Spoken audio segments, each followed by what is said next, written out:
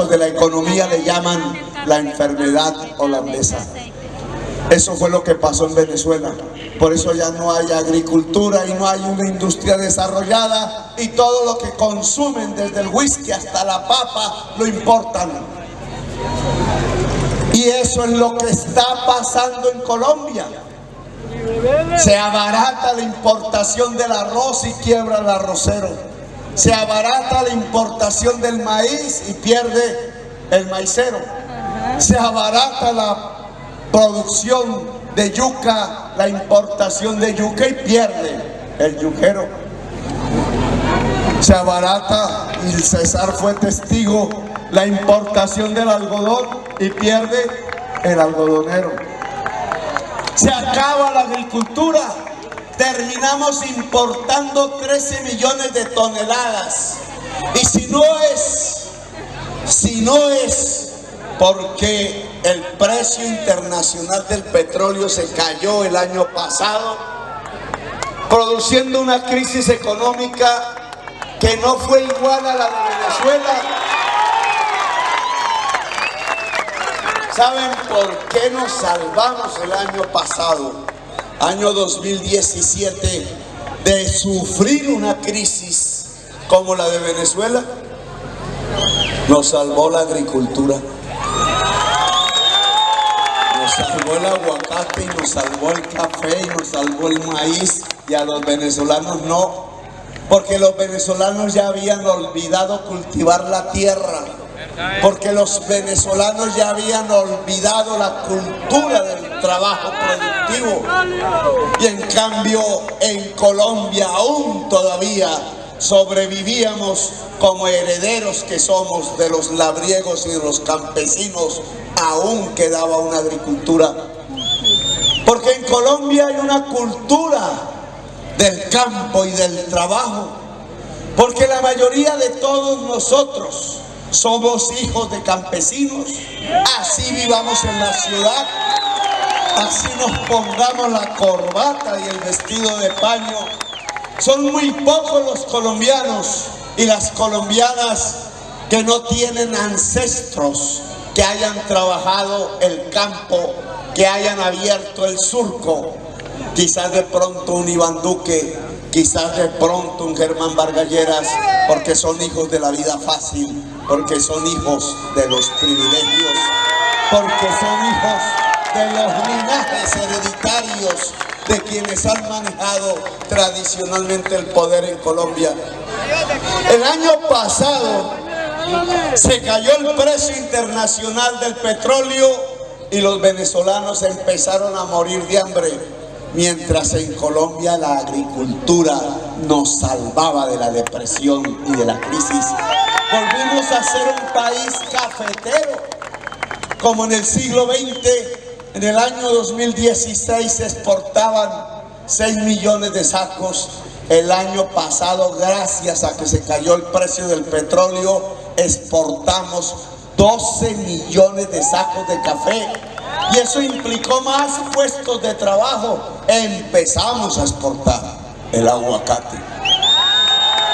Y como esto, que se podría hacer mucho más, pero el registro del año pasado nos permite por lo menos decir que la afirmación de la Colombia Humana y el candidato presidencial Petro de que es necesario reemplazar el petróleo por el aguacate y 300 productos más se asienta en la realidad.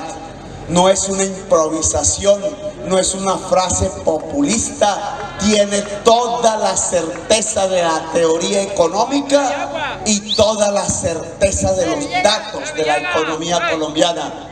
El año pasado no tuvimos en forma general hambre porque la agricultura nos salvó. Hoy volvió a subir el precio del petróleo este año. Y otra vez se cayó la producción de café. Otra vez empezó la crisis en el agro de Colombia.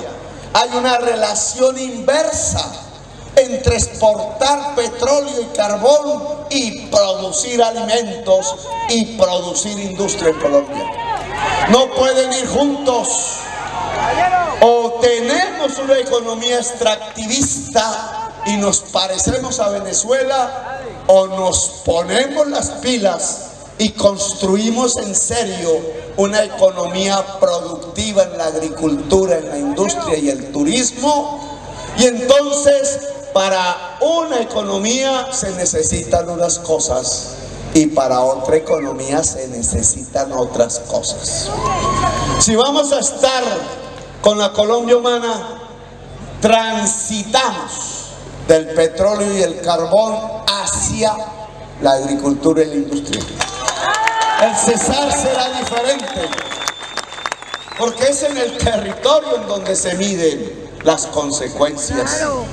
Lo primero que hará el presidente de Colombia, Petro, es prohibir el fracking en todo el territorio nacional.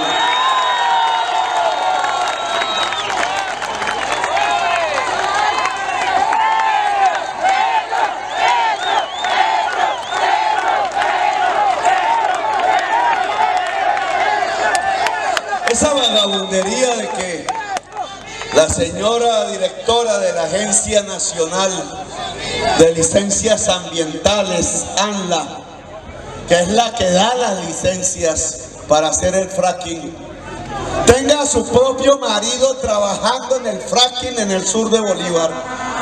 Una verdadera vagabundería, porque eso es lo que se llama la corrupción. Nos va mostrando el tipo de interés que se mueve dentro de la clase política tradicional de Colombia. ¿Saben por qué Vargas Lleras y Duque apoyan el fracking? ¿Y por qué están entonces de espalda a la agricultura y la industria? Porque es que del petróleo y del carbón es que la clase política tradicional se roba la plata. Porque ese dinero es fácil, porque entra es al Estado, no al bolsillo de cualquier colombiano. Aquí en la esquina no es el señor dueño de Asadero Punto Verde o el señor dueño de la fruta campesina al que le va a llegar el dólar del petróleo. Le llega a la multinacional dueña del pozo, dueña de la mina, y le llega al Estado en forma de regalías y se la roban completica. La clase política tradicional de Colombia ha entrado en un proceso de degradación profunda en Colombia a partir de haberse financiado con los dineros del narcotráfico allá en su articulación con los ejércitos paramilitares que asolaron este territorio y que yo denuncié a riesgo de mi vida en el Congreso de Colombia. Y continuaron su carrera de degradación al financiarse, además de la cocaína, con el carbón y con el petróleo, robándose las regalías. Por eso esa clase política no defiende a la sociedad que la elige cuando la sociedad quiere cuidar su agua, cuando la sociedad quiere cuidar su agricultura, cuando la sociedad quiere cuidar su industria. Si aquí se convoca una consulta popular, por ejemplo, o en San Alberto o en San Martín, si se convoca para que el pueblo decida, los primeros que salen a atacarla son algunos alcaldes de la región, son algunos senadores y representantes, son el señor Germán Vargas Lleras y el señor Iván Duque. No permiten la expresión popular por una sola razón: es que ellos viven de las regalías del petróleo que se roban. Por eso hasta el tema de que la máxima funcionaria responsable de otorgar licencias o negarlas en el fracking tenga a su marido trabajando en la construcción de las tecnologías de fracking en San Martín, solo refleja la degradación de la clase política. No pueden vivir más que del petróleo y del carbón, porque con esos recursos con los que se enriquecen, en parte también vienen aquí a estos pueblos el día de elecciones a comprar el voto popular y a trabajar el pueblo como si se tratase de un rebaño. Hay otra razón fundamental por la cual tenemos que separarnos del carbón y del petróleo, y es una razón mundial. El Papa Francisco dijo claramente: el principal problema de la humanidad es el cambio climático. Y el cambio climático lo produce la codicia del ser humano, pero no de todos los seres humanos, no del campesinado, ni los pueblos afros del África, ni los pueblos de la India, ni los pueblos de Colombia. Es la codicia en los países más ricos del mundo. A partir de utilizar ese carbón que exportamos en trenes interminables, a partir de utilizar el petróleo que sale de estos pozos cercanos, la tecnología de los países ricos que los usa como su fuente energética fundamental, los muele, los funde, se evaporan los residuos y los residuos terminan siendo gases que calientan el planeta.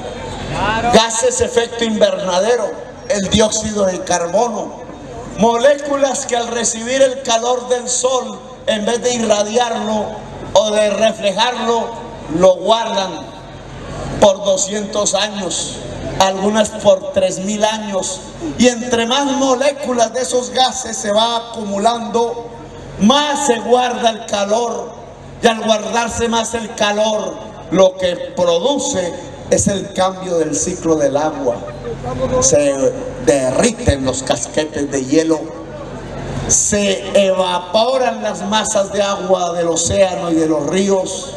Esas masas de vapor, huracanes más violentos que nunca, o la ausencia, porque esas masas de vapor se van y se evaporan los ríos, termina produciendo las sequías más intensas de la humanidad. Y cada vez será peor. Los casquetes de hielo de la Sierra Nevada, que son la fuente y la materia prima del agua en el norte del Cesar, el sur de la Guajira y el Magdalena, se evaporan y se va quedando la región sin agua. Y ustedes van viendo incluso visualmente, comparando hace 10 años o hace 20 años, cómo el Cesar en el norte se va transformando en un desierto. Y paulatinamente ese desierto avanza hacia el sur. El Papa Francisco decía: eso que pasa en todo el mundo puede acabar la vida. Y no solamente el Papa, los científicos del mundo, hasta el mejor físico que acaba de morir, Stephen Hawking. Porque la vida es como esta camisa, como las camisas que ustedes tienen puestas. Está hecha de nudos entrelazados. Es una cadena. Cuando se desbarata un nudo de estos, se va deshaciendo la camisa y se acabó la camisa. Solo basta un nudo y se van las hilachas. Así es la vida. Una cadena desde los microorganismos hasta el ser humano. Pero si se desbarata un nudito de esos, se termina deshilachando la vida hasta que incluso el ser humano desaparece. El cambio climático puede acabar la vida en el planeta en el corto plazo. Stephen Hawking decía 200 años para que la humanidad desaparezca. Es decir, lo que llevamos apenas de república desde Bolívar hasta aquí hacia adelante, no habría humanidad en el planeta. Y decía Stephen Hawking: hay que tomar las medidas inmediatas, rápidas. Nos quedan 20 años para tomarlas. Y esas medidas tienen que ver con separarnos del carbón y del petróleo. Fíjense ustedes cómo Colombia, que no produce gases efecto invernadero aquí en gran cuantía porque no somos un país rico, de todas maneras es uno de los causantes de la posibilidad de que se acabe la vida en el planeta, porque exporta el carbón y el petróleo a los países ricos. Y tienen ustedes un segundo elemento fundamental. La prensa colombiana, cuando hablamos de esto, no le enseña a la sociedad colombiana de los peligros del cambio climático. Cuando yo fui alcalde de Bogotá y le dije a la ciudad: hay que organizar el territorio alrededor del agua.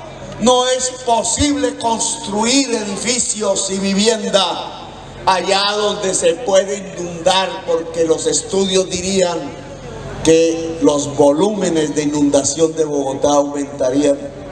Y fíjense ustedes, un señor como Vargas Lleras haciendo la vivienda que llama gratis, igualito que Nicolás Maduro, pero en los lugares en donde puede morir la gente. Fíjense ustedes que desconocemos y negamos el cambio climático.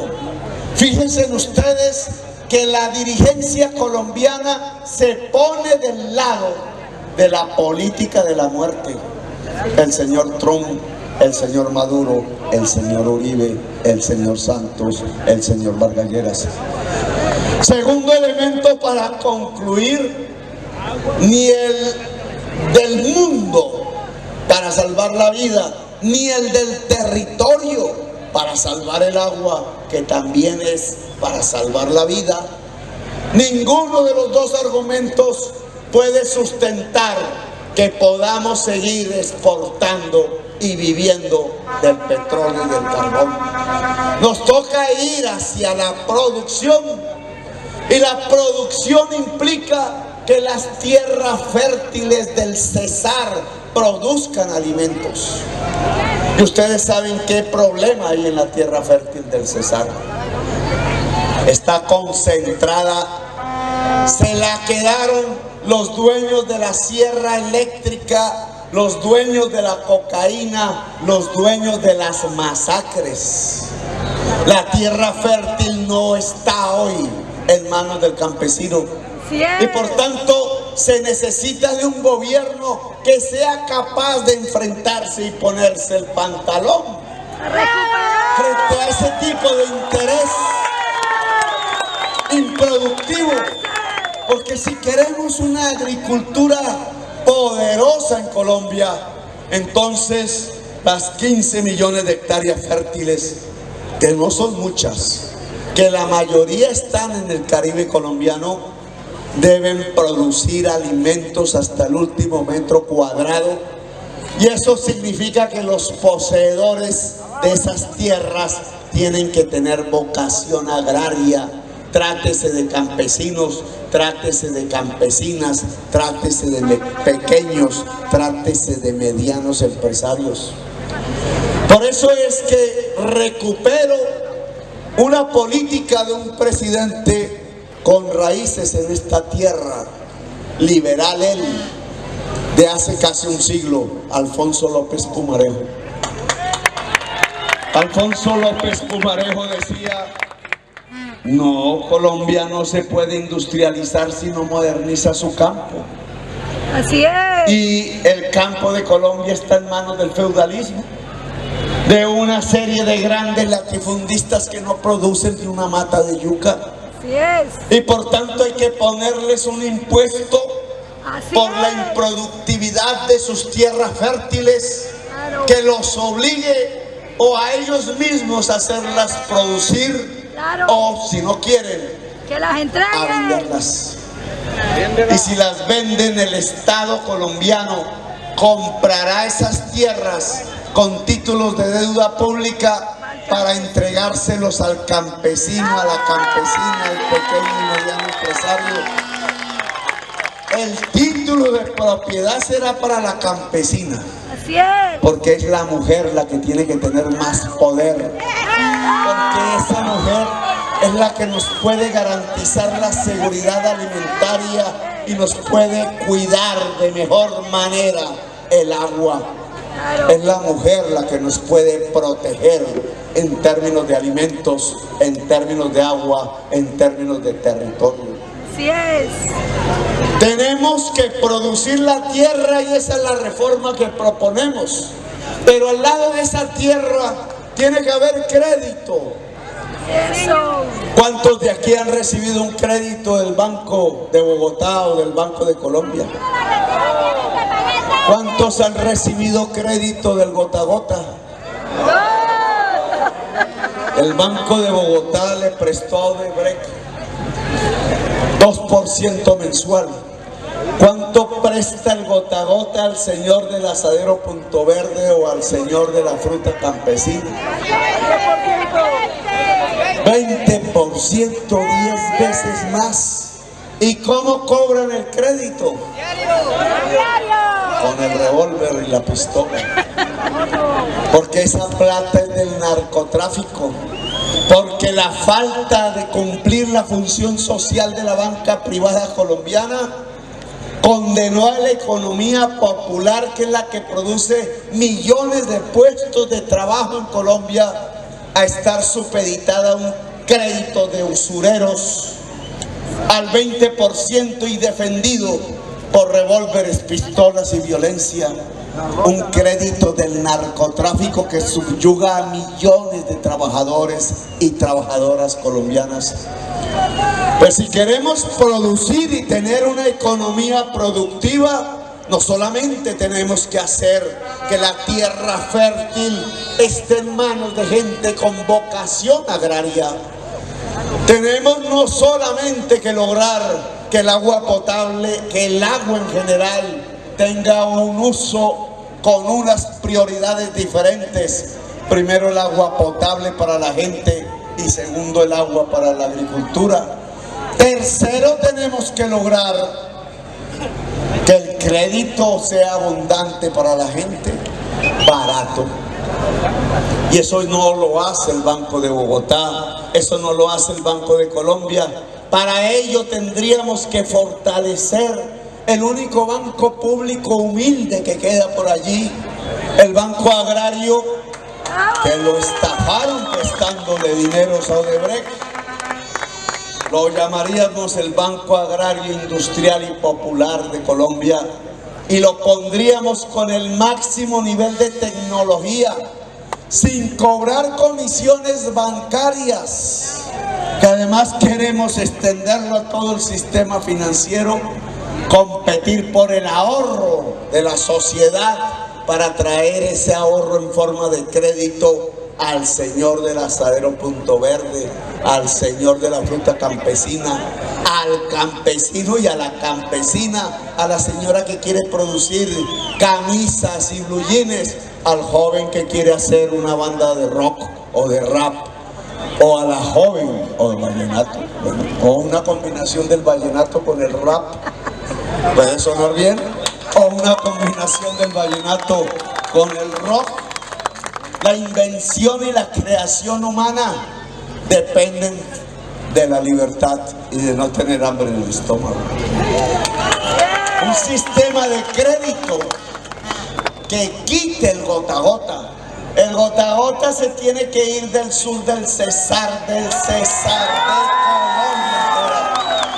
Un gobierno de la Colombia humana no deja supeditar la economía popular al narcotráfico. Políticos de doble moral que cada vez que hablan del narcotráfico entonces hablan de poner presos a los jóvenes consumidores y a los campesinos cultivadores de la hoja de coca.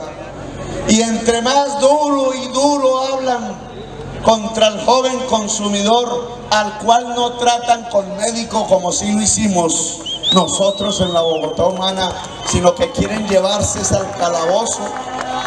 Entre más duro hablan, más se abrazan con el gran narcotraficante, más se arrodillan y toman juntos y reciben sus dineros, más hacen leyes en función del narcotráfico de Colombia.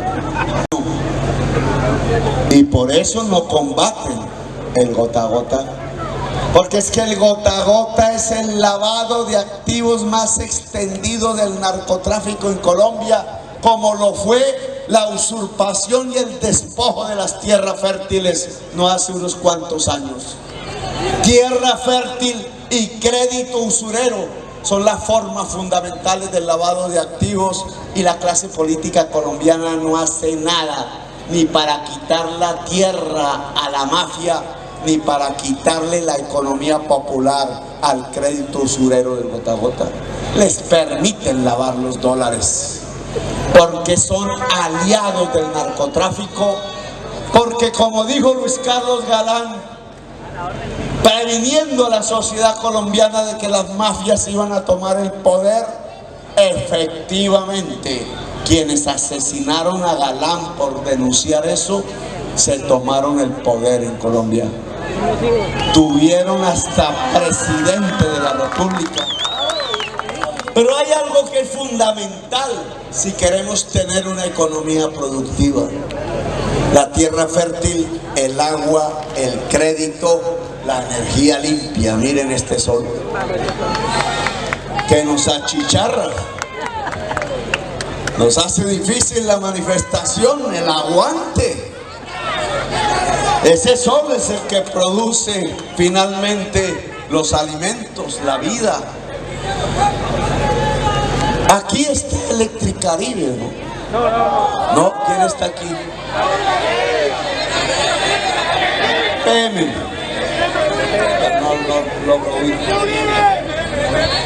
EPM es el dueño de la electricidad.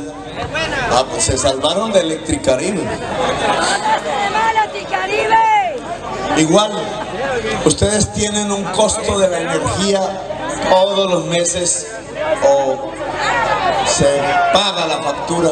Este sol que hoy nos hace difícil la manifestación, si hay paneles solares en los techos, hace que cada hogar pueda tener la energía que necesita sin pagar factura. ¿Por qué el gobierno colombiano no ha puesto paneles solares en las casas de los campesinos y las campesinas?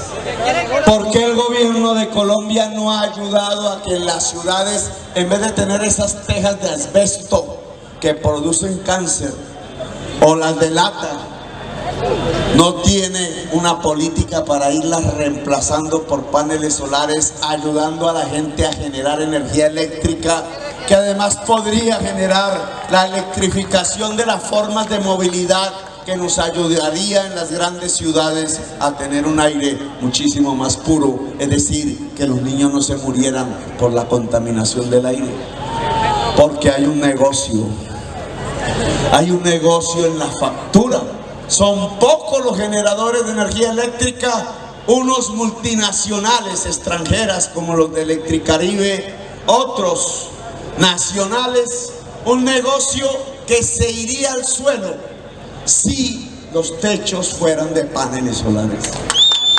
Y si el costo de la energía disminuye o se vuelve a cero, ¿acaso eso nos sirve para producir mejor? ¿Acaso la actividad productiva no reduce uno de sus costos y por tanto puede aumentar la rentabilidad? Y entonces un campesino cafetero, o un campesino del arroz, o un campesino de la yuca, o un empresario o empresaria de la economía popular en la ciudad no podría tener mejores ganancias, mejores condiciones en su propia actividad productiva. Y hay un último elemento: la educación. ¿Por qué?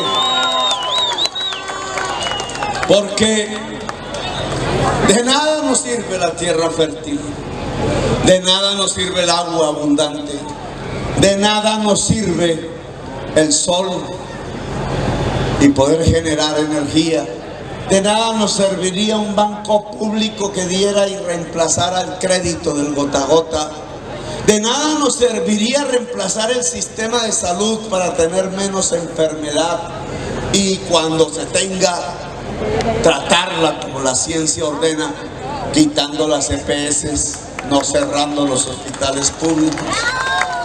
De nada nos serviría eso para producir, para construir riqueza sobre la base del trabajo, para aplicar lo que dice la Biblia: te ganarás el pan con el sudor de la frente si no hay educación.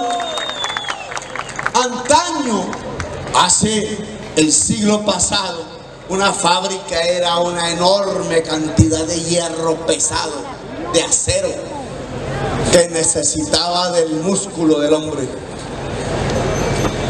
El siglo pasado el surco necesitaba del músculo del hombre.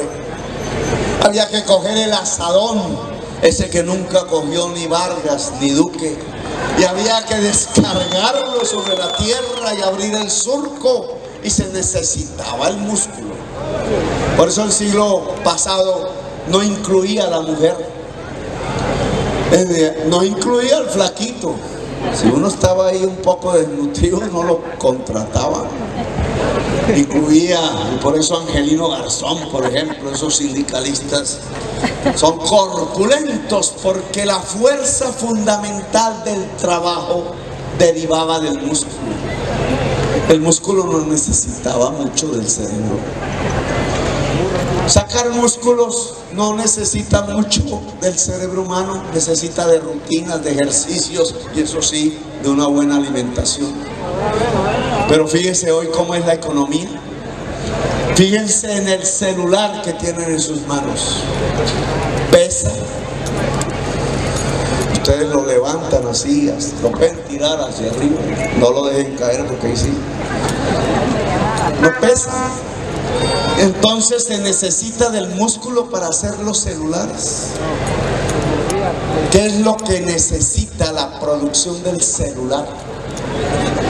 Cerebro. La economía del siglo XXI utiliza ya no el músculo como la principal palanca de la fuerza de trabajo, sino que utiliza el cerebro humano. Y aquí que eso produce un cambio en la política, porque el cerebro de una mujer es diferente al cerebro de un hombre. Nada. Así los hombres crean eso, no hay absolutamente ninguna diferencia. ¿Hay alguna diferencia entre el cerebro de una persona con la piel negra y el cerebro de una persona con la piel blanca? ¿Hay alguna diferencia entre el cerebro de alguien que nació en Aguachica, Cesar, y el cerebro de una persona que nació en Harvard? ¿Hay una diferencia acaso en el cerebro entre alguien que vota por Duque y alguien que vota por Petro? No hay. Así creamos nosotros, no hay ninguna diferencia. El problema está en cómo se usa el cerebro, ahí sí hay diferencias. El problema está en cómo se alimenta el cerebro.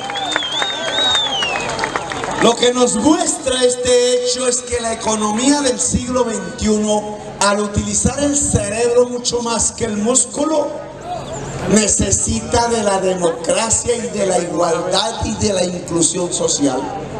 Porque ¿qué es lo que hace una sociedad desigual? Colombia es la tercera sociedad más desigual del planeta Tierra. ¿Qué es lo que hace?